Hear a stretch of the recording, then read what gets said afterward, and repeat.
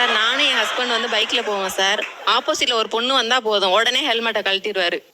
சரி. எதுக்கு இப்ப கலட்டினேன் அப்படின்னு சொன்னா இல்ல தலை அடிக்குது அப்படின்னு சொல்லுவார் சார். நான் அந்த டைம்ல முதுகுல நறுக்குன்னு கடிச்சு வச்சு இல்லாட்டி கொட்டி வச்சிருவேன். நாங்க வெளியே போவோம்.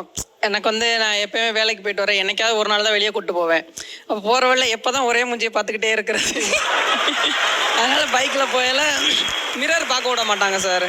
அதனால வந்து மிரர்ல போயில இப்படி பார்த்துட்டு இருக்கையில என்ன பண்ணிட்டா கண்டுபிடிச்சிட்டாங்க. என்ன நீ மிரரே நோட் பண்ற அப்படின்னு சொல்லிட்டு மிரர் உடச்சிட்டாங்க.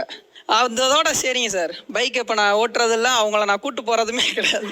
சைட் அடிக்க இடத்துல இருக்குண்ணா. ஆமா. இவங்க சொன்னாங்க பாத்தீங்களா ஹெல்மெட் கழட்டுறது.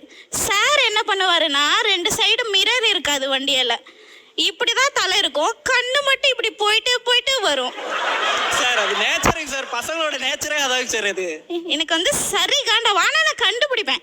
அழகா ஒரு பொண்ணு கிராஸ் பண்ணி போனாலே நானும் பார்ப்பேன் அவரும் பார்ப்பாரு. அது எனக்கும் தெரியும் அவருக்கும் தெரியும்.